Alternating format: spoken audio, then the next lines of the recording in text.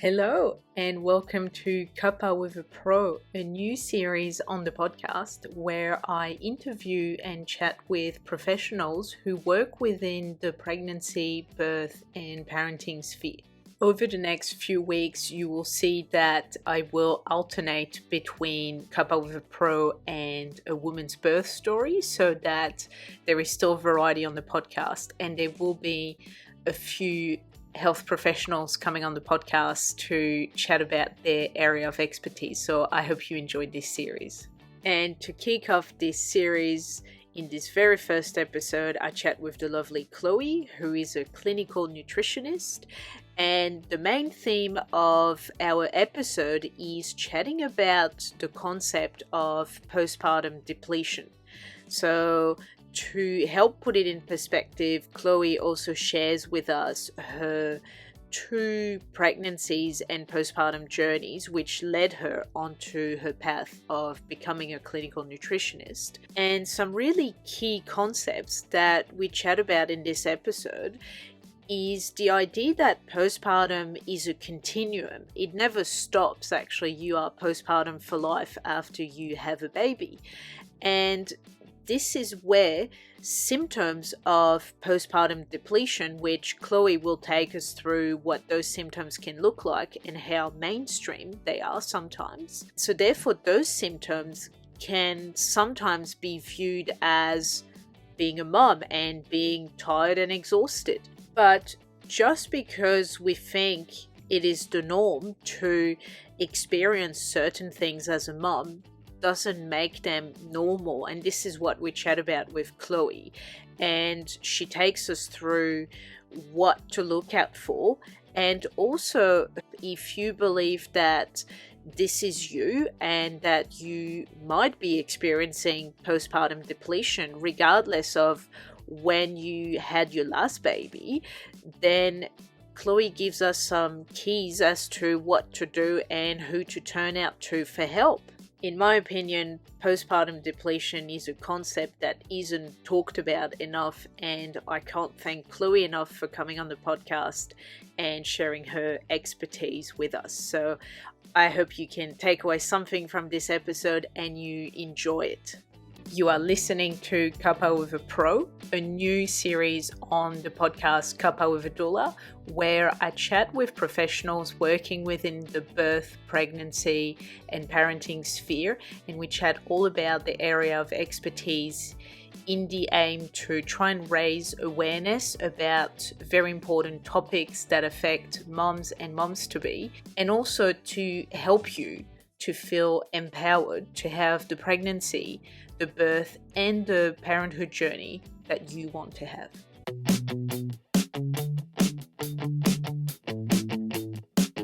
Hi Chloe, thank you so much for coming on the podcast.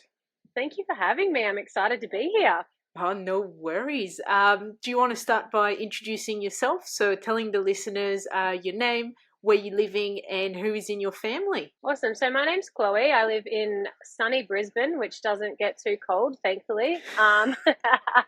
In my family, there's 4 of us. There's my partner and I and our 2 beautiful children, Hugo, who is 5, about to turn 6, and Frankie, who is 2. So the 4 of us running amok in Brisbane. Amazing. Nice. And so you're a nutritionist, which we'll probably cover anytime soon because it really ties in with your story as well, actually. Yeah. So I was always passionate about nutrition, but it took me 3 degrees for me to realize I should actually go and study it.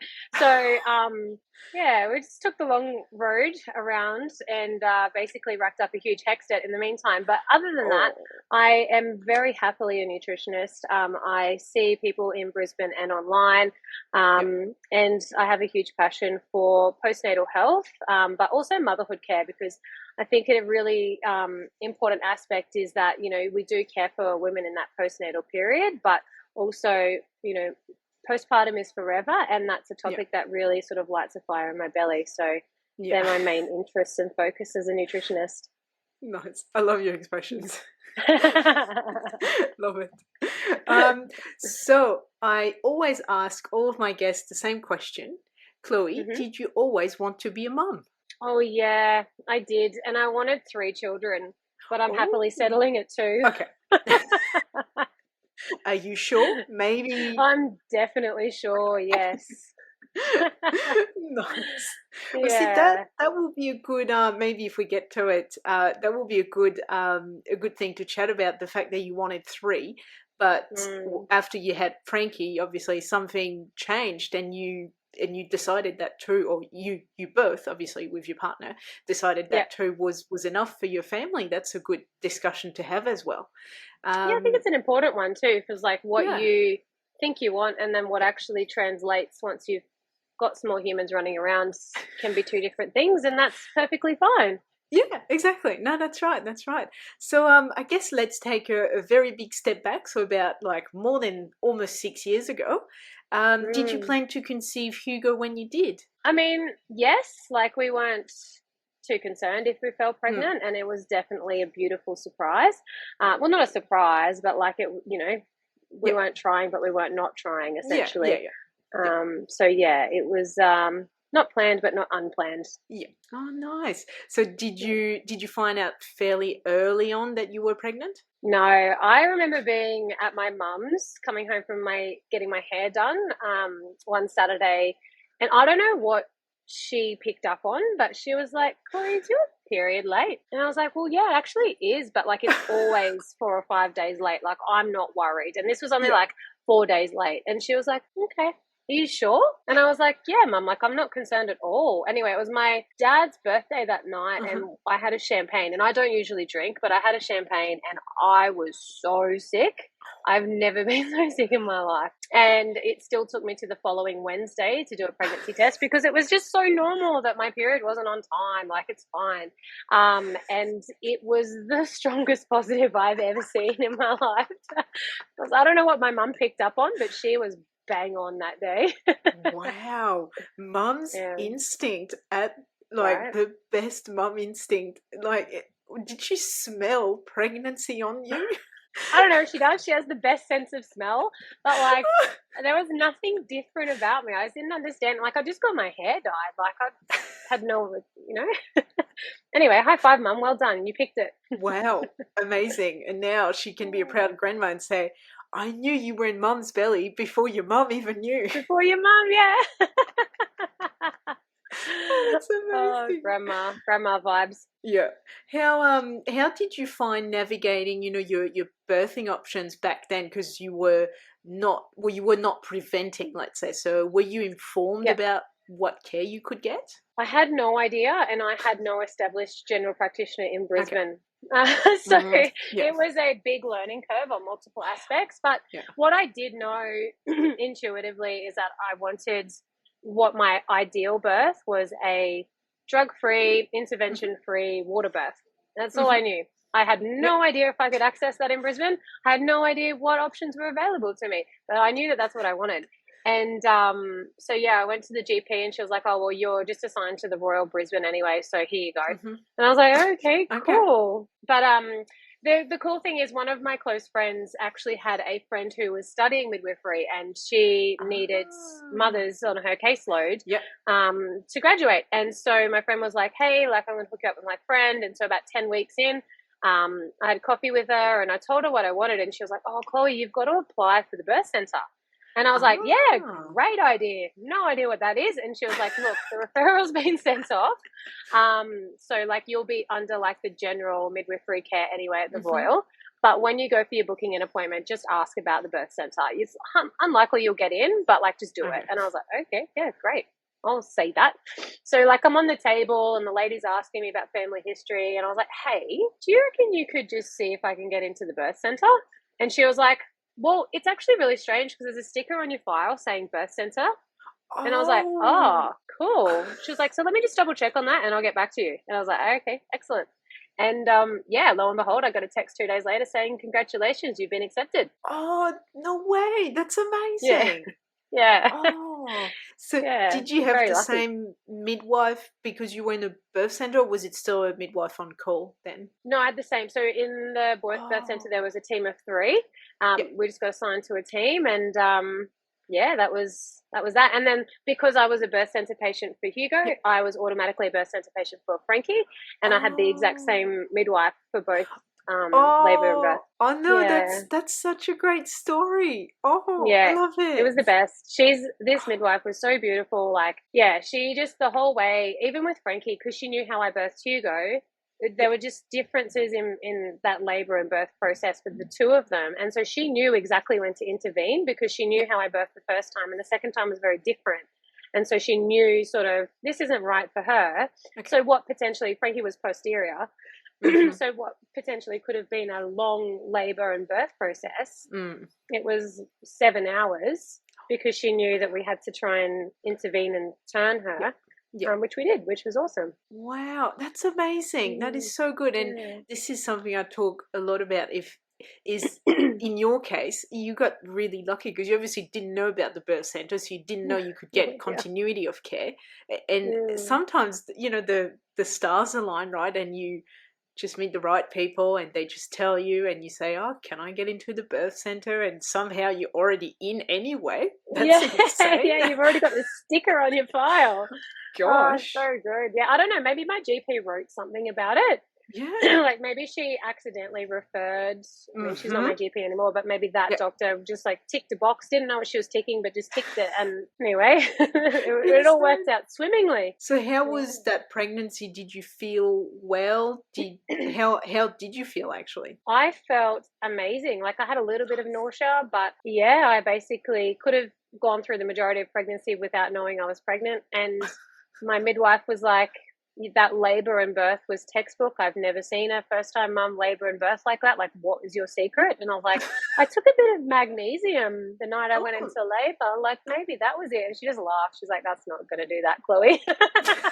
So, yeah, that was a really beautiful process in terms of labor and birth and the initial sort of week or so post birth with Hugo. And then, yeah, we definitely sort of took a bit of a turn around 8 weeks postpartum, and I guess this is kind of like easing into, I guess, my story and why I'm so passionate about this this niche. I guess about 8 weeks, everything was going really well. I'd gone and had my 6-week postnatal check, and I was cleared to go back to the gym. And pre Hugo, I was off doing triathlons quite frequently, so I couldn't wait to get back into the gym. And I was back in the gym, and one Saturday afternoon I was just sitting on the couch, and all of a sudden these really intrusive thoughts just kind of smacked me in the face, and I was like, whoa, what is that? And so yeah, that like I kind of kept it to myself, and I was a bit like, oh, this isn't right. I'm just not quite sure what this is right now because this is all very new to me. So I went and tried to have a shower and wash it away. Not sure what that concept is, and they definitely didn't wash away. I went to bed and I thought maybe I'm just tired. Like maybe I'm just exhausted. Hugo slept through from 4 weeks, so it wasn't like I was classically awake every 2 hours or something like that, but they were still there on the Sunday. So I told my partner, and he was like, look, I think that the two of us can work through it. You're used to sort of working out. Maybe you've just kind of, I don't know, lost touch with yourself. So maybe let's get you back into these sorts of things that make you feel a little bit more like yourself. And so getting back to the gym and those sorts of things, were very much on our radar. But yeah, the Monday I went to the gym and I was, fighting off tears the entire time. And I got home and I just dissolved into an absolute mess. And I called my mum and I was like, Mum, I think I have postnatal depression. And she was like, I don't think you do. I think you're okay. And I was like, no, this is not normal. I'm not sure what this is, but this is not normal. And yeah, basically from then I just set up like what I kind of termed as stepping stones. I guess I kind of visualized them as stepping stones because this was so, stark for me to experience these symptoms. And I checked in with, I first sort of established my support network, right? So I called my mum, I called my sister-in-law, I called a few people just to sort of say, hey, this is going on. And then I booked in with a GP, I booked in with my nutritionist, and then I had a referral to a psychologist. So like in that first week, I kind of had 3 stepping stones, right? People that I was talking to, and obviously my GP was epic. I'd changed GPs by this point, and I'd found a new GP, and he was amazing. Ran a bunch of bloods, and we found the root cause was my thyroid was really playing up. And basically that was kind of the start of my postpartum journey with Hugo, is navigating, what was, I guess, floated around as postpartum depression, but I really do feel like it was more postnatal depletion as opposed to postpartum depression, which resulted in my thyroid having imbalances, but nutritional deficiencies and a whole bunch of sort of aspects that contributed to these symptoms. So my treatment therefore was multimodality as opposed to just straight up like an antidepressant or something like that, or just straight thyroid treatment. Yeah, and see, that's a really important thing as well. So in your case, it's almost like you were the one identifying, that there's a problem when your mom, who told you were pregnant, now tells you're fine, but you're obviously not. So yeah, and I know she there. meant that. Yeah, well, I know she meant the absolute best from it. You know what I mean? Like, she was very much trying to be like, no, you're strong. Like, are you sure this is what it is? Like, I don't think that's what it is. Let's work through it together. You know what I mean? But I think that the concept of mood changes postpartum, it's supposed to be a really fun time, right? Like, you're supposed to be welcoming this new baby into the planet. It's the happiest time of your life. And I think very much, that mood imbalance situation isn't spoken about enough. And therefore it can be kind of like, well, are you sure? Like, is this actually what's going on? But like, I was just dissolving into tears multiple times a day. So it was very abnormal for me and something that I just didn't want to stick around with without sort of investigating further what was going on. Yeah. And I think that's like something that that's because that was the field I was in, right? So I was always working in allied health clinics. I was obviously studying nutrition at that point in time. So I kind of was in that sphere to be able to do that. I was empowered to do that. Whereas I think a lot of women kind of would experience, and the stories that I hear from women is they do experience these mood changes, but they don't know who to talk to. Exactly. And they might reach out to their GP who tries an antidepressant, but that doesn't work. And their bloods are coming back as normal. And this is where things like concepts and this idea of postnatal depletion syndrome really comes in, because things can look 100% normal from a diagnostic perspective. We can't fit you into a box, but that doesn't mean your symptoms aren't real. Doesn't mean your symptoms aren't valid. Doesn't mean that there's nothing that can be done about it. It's just that maybe there is no medication to treat like a symptom or an aspect of it, but there is so much that we can do and so much that we can establish in the line of a support network to be able to do, other aspects for us and alleviate that load as new mothers. And even, Hugo's almost about to turn 6. And so even now, like, the support is still required. It's just different. And as you said, postpartum is not, it's not 6 weeks, it's not 6 months, it's not 12 months, it's forever. Like, you're forever postpartum. And that's a really important concept, because, the, mental health or, physical health, like, postnatal depletion, you can experience that months and months after you've had the baby. And then people go, well, you've had the baby like 2 years ago, like, you're fine. Be fine. But no, you're not. And that's important to say, well, it can still be linked to the birth. It can be linked to, your postpartum and the way, nourishment, because we know that first time moms, sometimes we put our baby first, we eat at like 4 p.m, we're eating breakfast, and, we're not getting the nutrients in, essentially. And we just pay for that later on, basically. At the time we go, oh, well, that's fine, that's only for, for however long I need to do that. But it can actually catch up with us, and that's exactly what I'm guessing postnatal depletion is. 100%, yeah. And actually, I read an interesting study yesterday on measuring fatigue in mothers up to when their child is 26 months old. And this study actually showed that fatigue levels are exactly the same. Wow.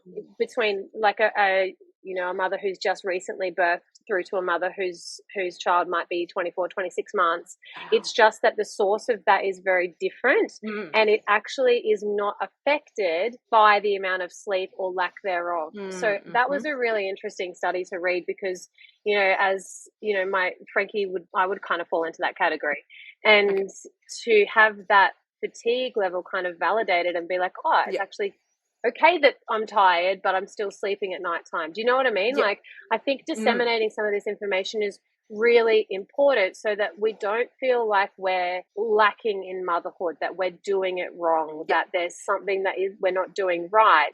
It's that you are feeling this, and that's completely valid, but also who can support you in getting back to feeling your best? And that's right. kind of a question. And it doesn't have to be one person. It might be a team of people, and that's perfectly okay as well. Exactly. Yeah, that's that. Thank you for saying that. That's exactly right, because as you said, sometimes you go, well, my baby sleeps at night, so I can't be sleep deprived.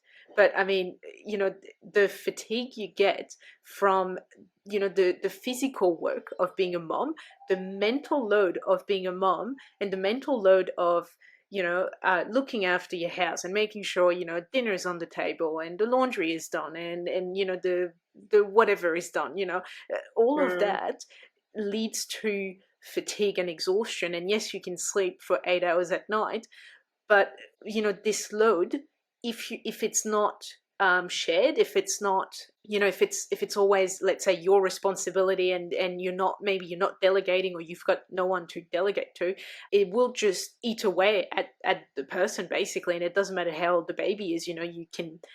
And as you've got toddlers, it's a whole new challenge of, a newborn is contained, they feed often, yes, they wake up often, yes, but a toddler is a whole new level of exhaustion there, that's for sure.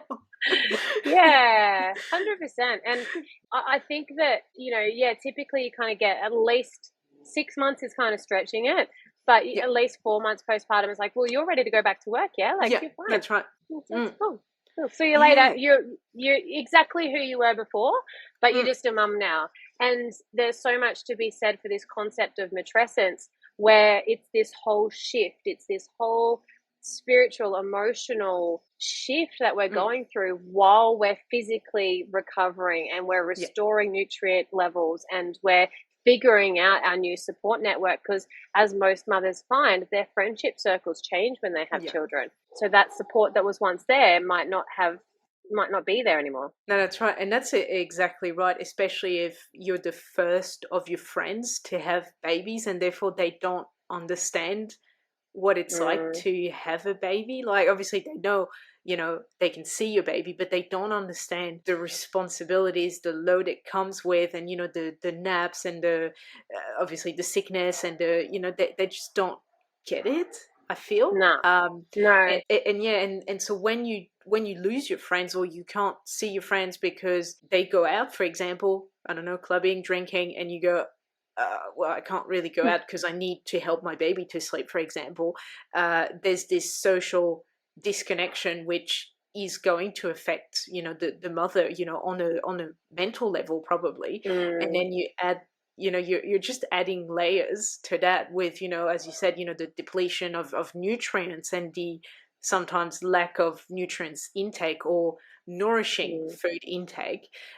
Because let's be honest, how easy is it to cook like a nutritious meal when you've got a newborn, or when you've got a toddler? It's just not that straightforward sometimes. No, and that's exactly it. And it's a bit of a joke. Oh yeah, like we had breakfast at 4 o'clock, and then we ate dinner at 1 a.m. And it's like, yeah, okay, cool. Like, at least you're getting food in. But again, like, we look at, and this is one factor that does contribute to postnatal depletion 100%, is social factors. Like, we look at different cultures around the world and what they implement as a postpartum practice for the mother. And Western cultures are so different. It's kind of like, oh, well, you're good to go, right?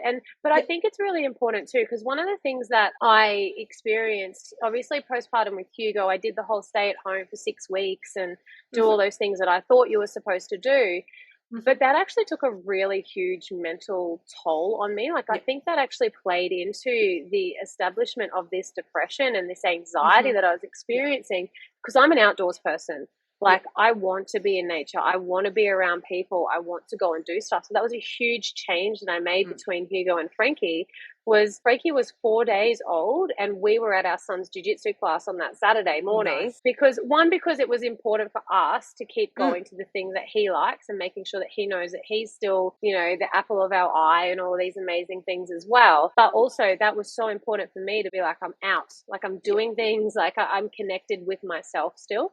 And so that's a huge reflection that I had when I fell pregnant with Frankie, and I was like, oh no, like, am I going through all of this again? Obviously, like, it took me a while to get to the point where I was ready to fall pregnant again. But very much that I reflected once I got that positive pregnancy test, and I was like, okay, so how are we doing things differently this time to try and change our outcomes postpartum, compared to what happened with Hugo. And that was a huge one that I changed. I changed my social factors. I really changed who I allowed to give opinions, or who I took on board opinions from, I guess would be a better way to say it. I had definitely changed my social network at that point in time. And I changed, obviously, the nutritional way that I was treating myself. But yeah, I was very much like, well, what do you want to do? Do you want to go out, or do you want to stay home? And if you want to go out, that's actually okay. Like, there's no reason that you can't.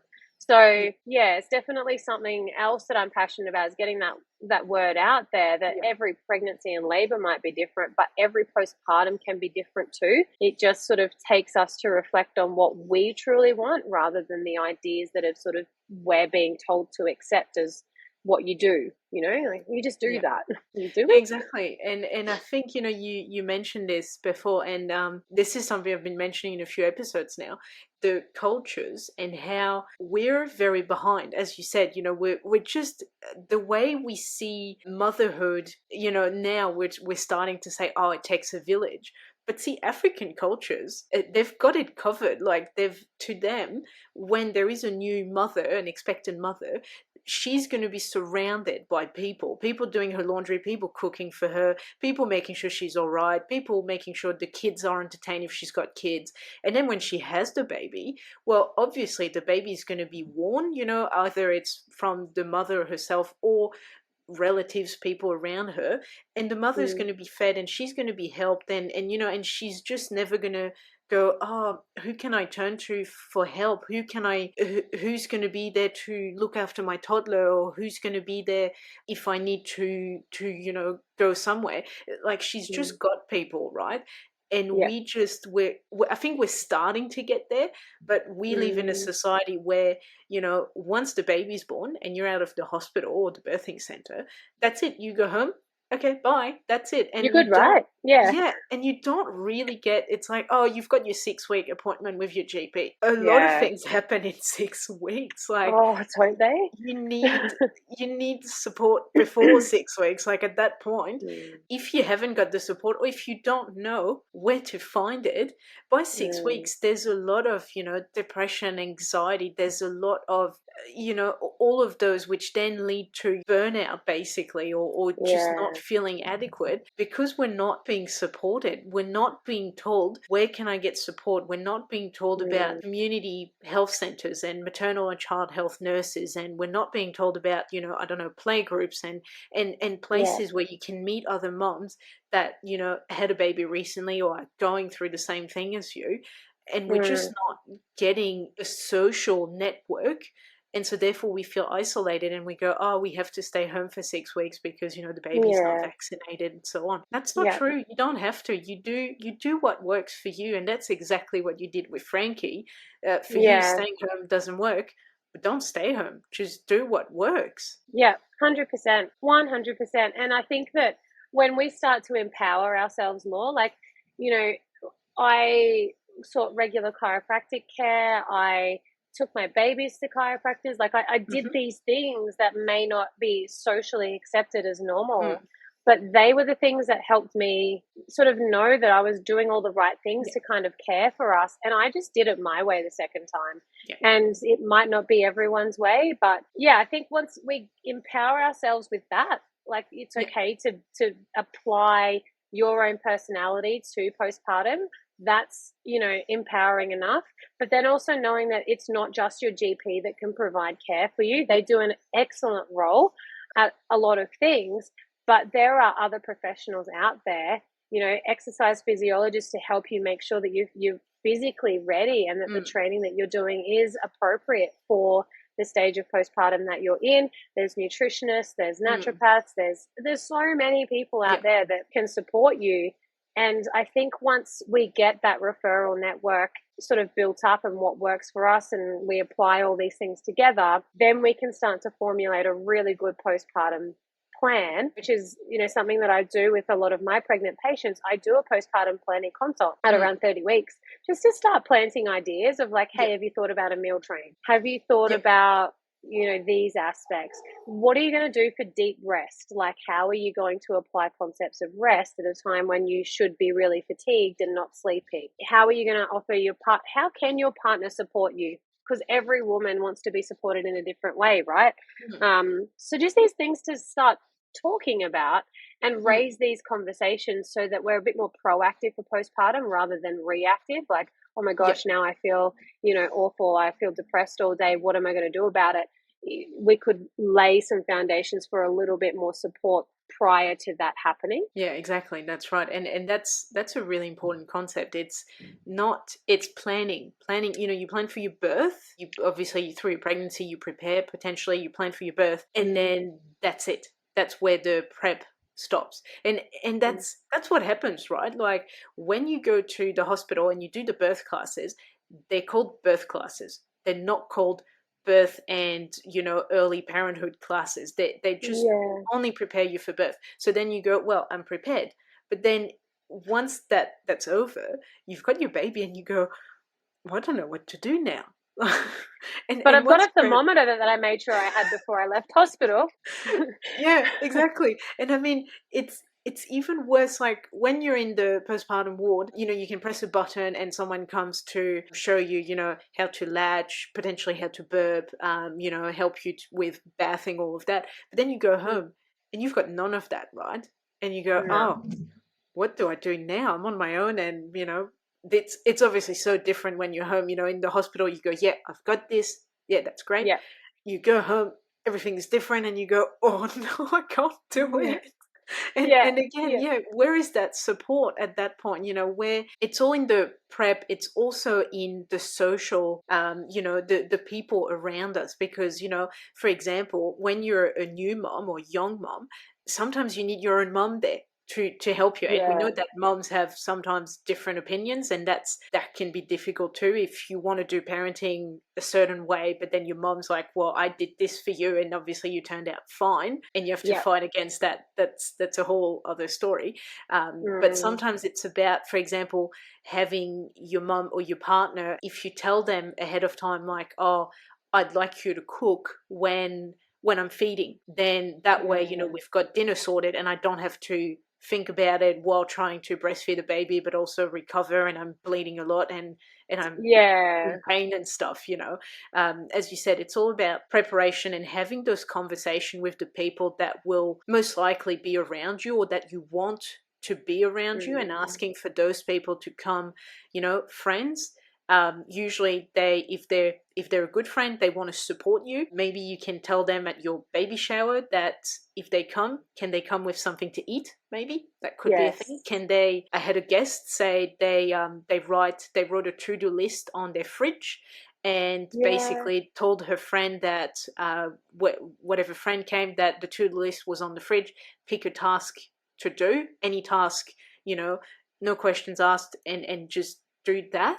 And that's really helpful. Yeah, and that's a really good thing to do. I think it's sometimes it's hard to ask for help, right? I think it's a thing. We just go, oh, I can do it all, but we don't have to. We can ask for help. We can delegate, and that's really important. And I think an even harder thing than asking for help is saying, hey, actually, I don't want any visitors today. Yeah, that's like, right. Hey, I want to come see the baby. Okay, lovely, but I'm not up to it today. In fact, I'm probably not up to it for the first 3 weeks. So what I'm going to politely ask is that everyone stays home, and when I'm ready, I'll let you guys know. And it's like people get really offended about it. But and again, that will look different. Like some people will want people around them all the time, and other people will, I just want to nest and be in my own little baby bubble. But it's this concept of mothering the mother, and holding the mother so that she can hold the baby. And they're all really important concepts that I think we need to, and I think in our roles as mothers who support mothers, sort of just throw a couple of lines of empowerment at pregnant women and just sort of say, hey, it's okay to sort of say these things and stand firm in your power, because this is your this is your postpartum with this baby, and you're never going to get this time back. You know, you will have things that you will do and you wish that you didn't do, or things that you didn't do that you wish that you did do. And they're important reflections to have, because if you ever decide to have another baby, you will have another chance to sort of, you know, tweak that postpartum period. And that's when those radical changes can come in. So it's okay, you know, to sort of, you know, have those moments of reflection, but yeah, sort of stand firm in your power as to what it is that you feel like you need at that point in time, and be okay communicating that to your support crew. Yeah, no, that's right. That's, yeah. And as you said, you know, sometimes it's hard because, you know, it's the mother-in-law, it's your own mother, and maybe you know, as you said, you want to nest and you just don't want anyone around, and then the family pressures and says, oh yeah, but I want to see the baby when they're small. But I mean, the baby's going to be like always. Yeah, so. Yeah. And depending on what like the birth and labor was like physically, you might just not want to get up. Yeah, that's right. Stitches might be catching a little bit, and you just might not want to have to navigate that situation with people around. Yeah, that's right. So what did you do differently between Hugo and Frankie to have a different postpartum? So when this concept of postpartum depletion came about, like it talks about all these different factors that kind of contribute to this arise of symptoms, I guess, and the way that you kind of develop postnatal depletion. And there's a lot of different factors that's involved in that. Obviously, it's not just one cause, but nutritional components is obviously a huge one that I reflected on massively between the two.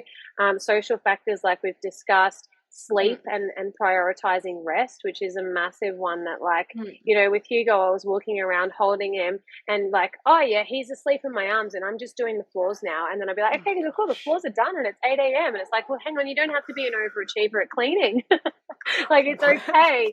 And so I definitely modified that. Like, our house was an absolute mess for so long when Frankie was born, but yeah, definitely modified like my self expectations around housework, definitely modified my own nutritional prescription regarding supplements. I was a lot more empowered and proactive with blood tests with my doctor. I mean, my doctor is epic and was most happy to kind of work with me along all of it, and I didn't have to change my medication dose at all. Like, things, you know, it was a lot different the second time around. And the other biggest thing that I did was I napped, and I napped a lot. I made sure Hugo was napping with us and I took guilt-free rest breaks. So yeah, there was a lot of, and again, for my own mental health sake, I was out and about quite a lot.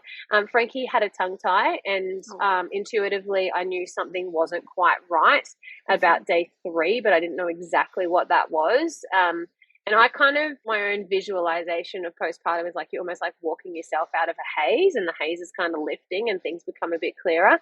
So day 3 haze was quite a lot, but week 3 haze, I was like, no, there's actually something wrong. And so we were offered appointments and doing sort of things. So I was a little bit busier in that respect, but I trusted my mother's intuition so much more with Frankie. And I think, again, that kind of leads into your own self-care and ability to, you know, stabilize your mood and be a little bit more connected with yourself at that point in time. You trust yourself a lot more, I think. Well, I trusted myself a lot more with my second than what I did with Hugo. What you just said made me think, do you think postnatal depletion is also, I guess, another factor that could lead to it is, could it be also breastfeeding? Because obviously breastfeeding, the baby is getting to our nutrients, I guess, supplies.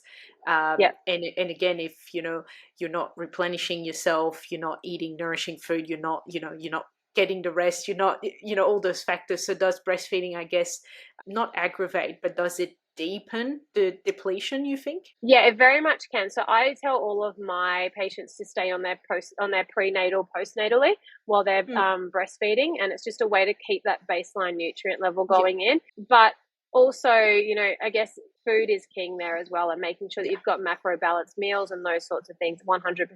Stress is a huge one that contributes to postnatal depletion as well. And, in that aspect, again, all of what we've discussed in terms of, you get home and you're like, I don't know how to care for this thing. Like, there's no manual. I'm not really sure. And like all of these like stresses going on, these people want to visit. I don't want them to visit. My house is a mess. All these sorts of things are running. Like, that's really stressful. And then obviously the mother's pre-existing health. So I had my thyroid antibodies. They were diagnosed at 21. So when I was 21, I was diagnosed with Hashimoto's. So I had some pre-existing stuff going on, and we knew that the immune changes during pregnancy would likely sort of tip me over the edge. So we kind of were a little bit prepared, but I guess I wasn't prepared for the smack in the face that I got in terms of that mood change. So in that respect, there are, multiple confounding factors that kind of contribute to it. But yeah, I think there's a little bit from all of them, to be honest.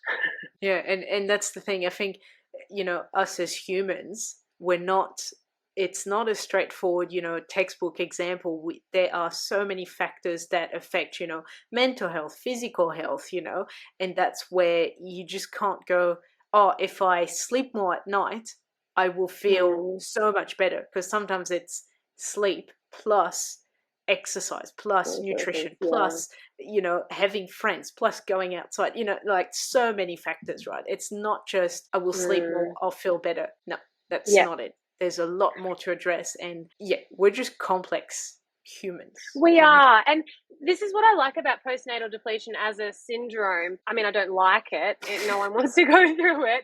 But I like that it's a syndrome in that you might be on a mild end of it, and you might have, certain, like a few confounding factors and things that nutritionally we can support, and you'll sort of come out of it a lot quicker than someone who's a lot more severe. And the symptoms that we look out for, fatigue is a really common one, but it's quite debilitating, I guess, when it gets into that depletion state.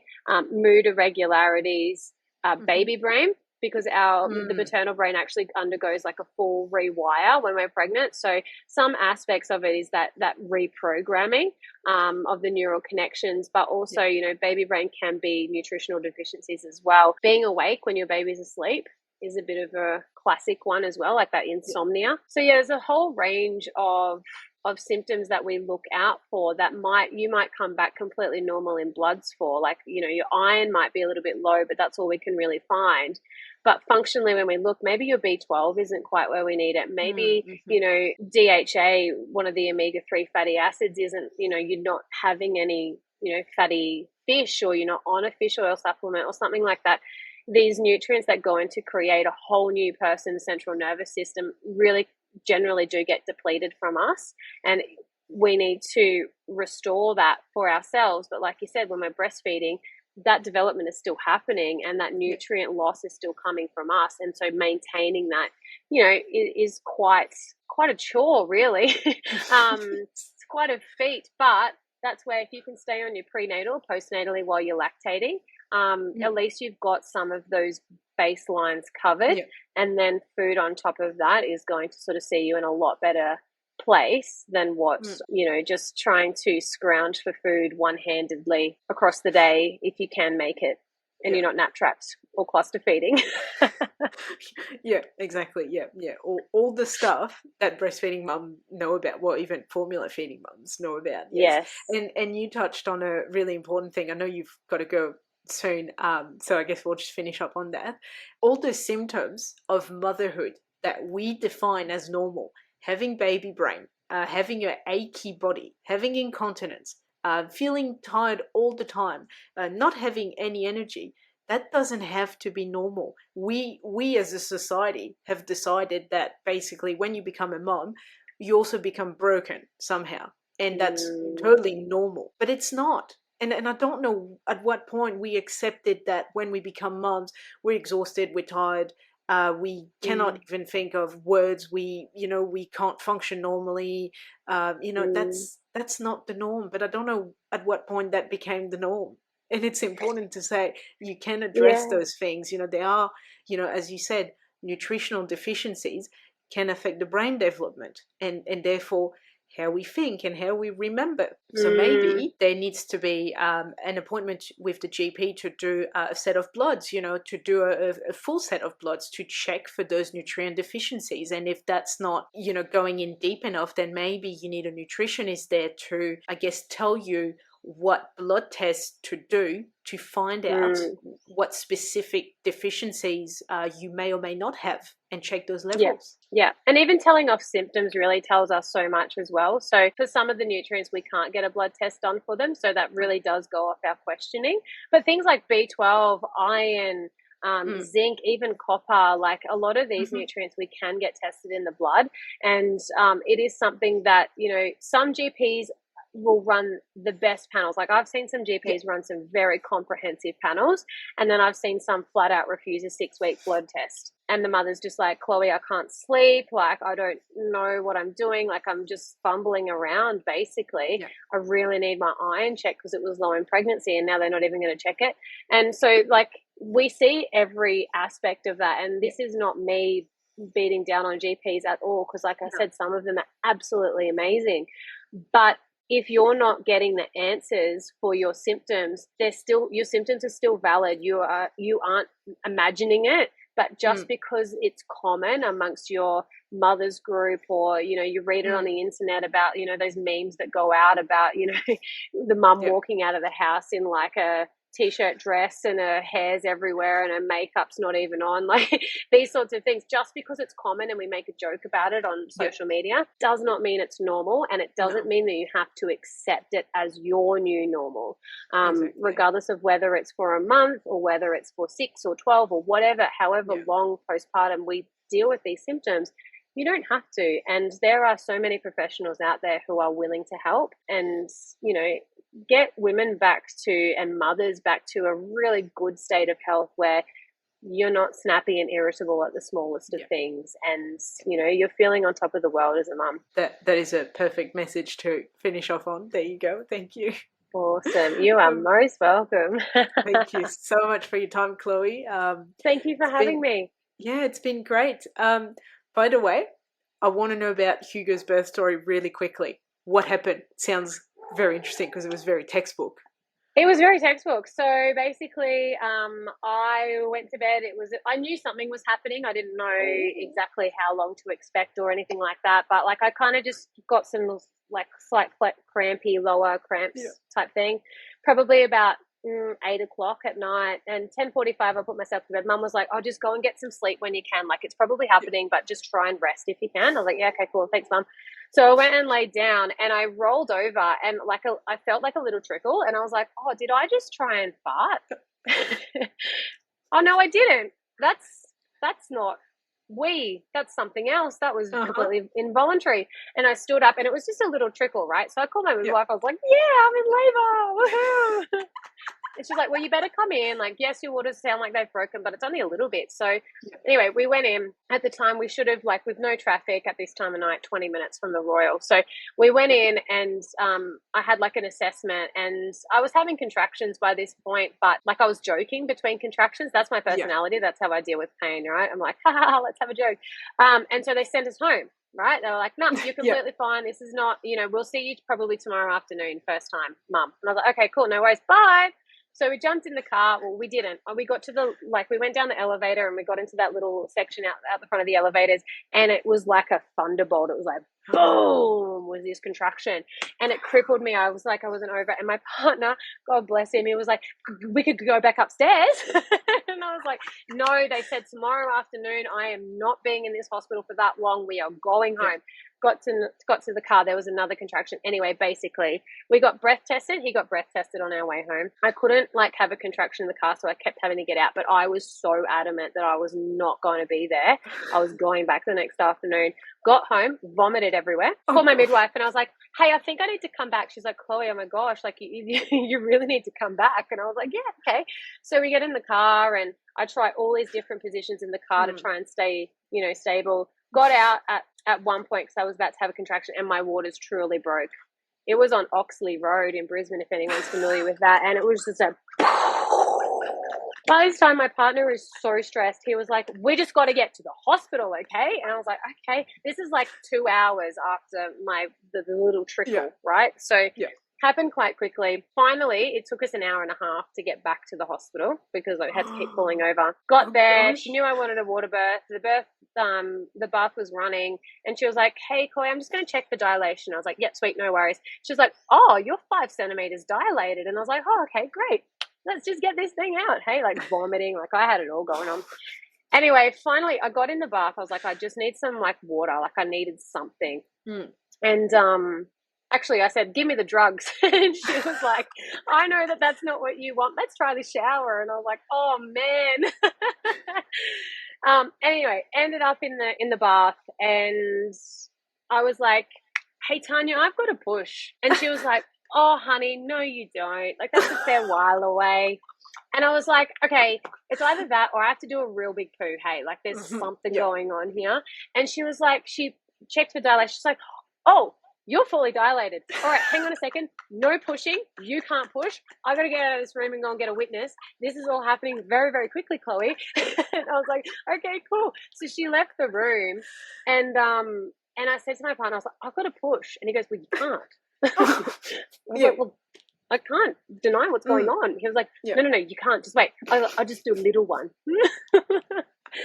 Anyway, 5 hours from the trickle to when he was born was all that it was. And wow. Yeah, she was like, it was just, you know, like she did the classic, like, you know, what did you do differently? And I was like, I just listened to you, like, and I listened to my body. And again, that's like, you know, a huge thing that I empower women with is like, you know your body better than that midwife, unfortunately, in my case. And even with Frankie, like I knew something wasn't right. And so when she did an internal check, she's like, she's posterior, Chloe, we've got to try and turn her. And that was the most painful thing I've ever done in my life. But I did it without drugs. And she's a happy 2-year-old now. But I think, you know, connection to your body and really sticking firm with your birth preferences is absolutely key when it comes to labour and birth. Gosh, 5 hours. That's going to be one of the quickest I've heard. Yeah, and the most, like, I was like pretty calm the whole time. I was just like rolling with it, you know, like I was like, yeah, cool, I need to vomit. Oh, that's a big contraction, but I'm not going to stay here. Like the last place I wanted to stay was in the hospital. So I was like, I just need to get home to my people, you know? Yeah. My poor partner, like the second time when we were about to, when I went into labour with Frankie, he was just like, we can't do that again. He was so stressed. Partners, you know, as soon as the waters break, they just go, oh, I have to go to the hospital now. You know, it's this state of emergency, but it's usually fine. I mean, in your case, it sounds like a very fast birth, which is a different story, but that's quite rare for first-time moms. But yeah, it's so funny. Partners are the best because they just panic sometimes in birth, and you go, you're fine. I'm not going to birth like right on the spot. Yeah, but when I say I have to push, I usually have to push. And I can't really hold it in. Can't stop that one. Yeah. No. But ironically, like I was in labour with Frankie, labouring at home, and he was on the phone to TPG organising our MBN. And I went downstairs. I was like, babe, it's time. We got to go. And he's like, hey, mate, I'm really sorry. My partner's in labour and we're about to go to the hospital. So, like, can you just organise all of that? And the guy's like, yeah, but you need to listen to the recording and accept all the terms and conditions. He was like, I don't have time. Like, I don't have time. What is this? Oh, the joys. That's insane. I love it. That is so funny. That is so funny. Thank you for telling me that first story. I just wanted to hear it because it sounded epic. You're welcome. Yeah. Well, I hope it lived up to standards. Wow. Oh, that's amazing. Well, I'll leave you to it. Thank you so much. Thank you so much for having me. Thank you for listening, and I hope you enjoyed this episode. If you want to get notified of when a new episode comes out, please subscribe to this show on your podcast listening platform. Also, I would really appreciate it if you could leave me a review on Apple Podcast or share this episode so that other moms can find it. If you would like to tell your own pregnancy, birth, or parenting story, please head to the show notes and you will find a form there to get in touch with me. Again, thank you so much for listening, and I will be with you again next week for a new episode.